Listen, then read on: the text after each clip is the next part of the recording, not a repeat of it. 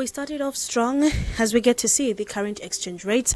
The United States dollar is buying at 22 kwacha 88 ngwe and selling at 23 kwacha 19 ngwe.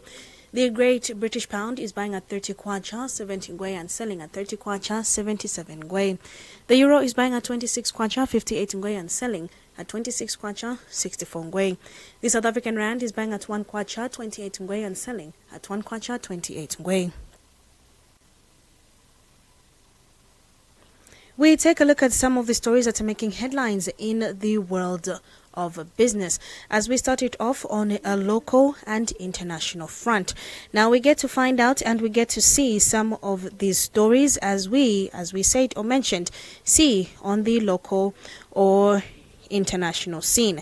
Now starting it off strong, we get to see that the Zambia Federation of Small-Scale Miners Association has urged government to prioritize local youth and cooperatives when issuing gold licenses for Kikonge mine in Mufumbwe.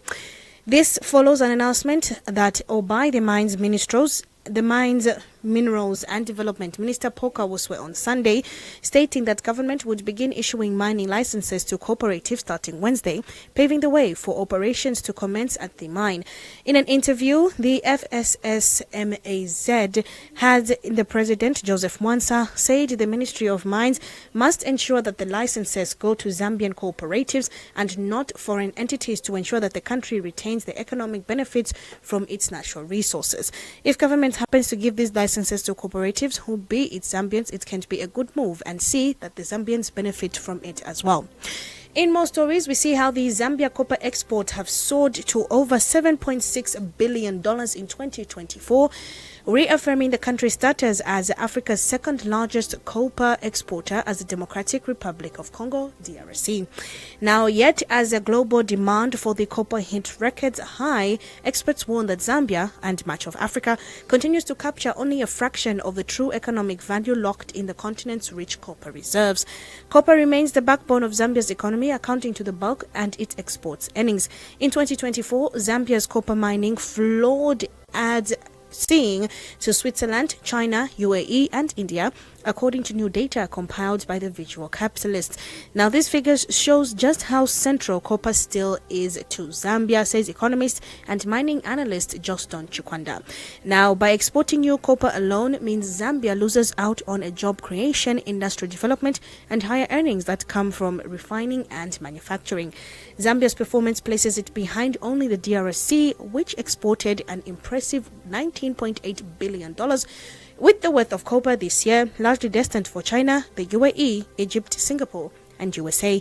Together, the two neighbors dominate Africa's copper market, which as a whole reached over $35 billion in 2024, making copper the continent's second most value export after oil. Well, we hope that our exports really do go to the numbers that we are expecting from 7.6 billion.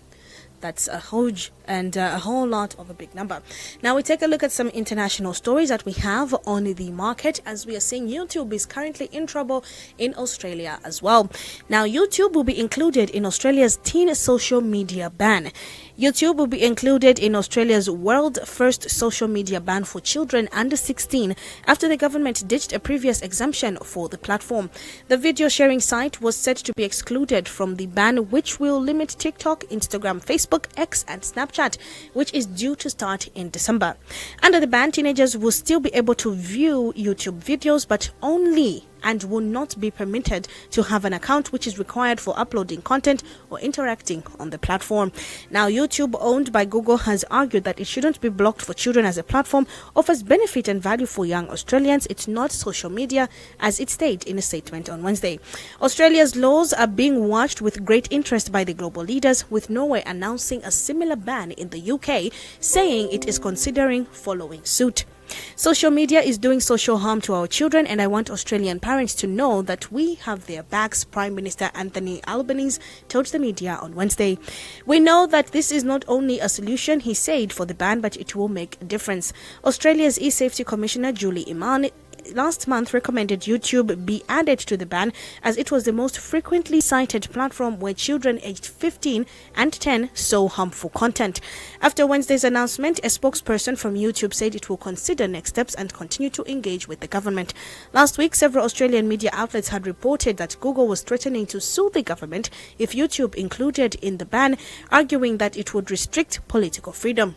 Federal Communications Minister Anika Wellis said that while there was a place for social media, there was not a place for predatory algorithms targeting children. She described trying to protect children from the harms of the internet as like trying to teach your kids how to swim in the open ocean when the rips of the sharks compared to the local council pool. We can't control the ocean, but we can police the sharks, and that is why we will be intimidated by legal threats, and this is a genuine fight for the well-being of Australian kids, she said. Exclusions to the ban will include online gaming, messaging, education and health apps, as they will pose fewer social media harms to under 16. Well said. Well, we do hope that this ban works out, as they are seeing that there is a growing and current trend for kids being predated when it comes to the internet. This is what is trending in our, day for today in the business stories. More is yet to come, like press review, and later on we'll continue on the Mixed Grill. Good afternoon.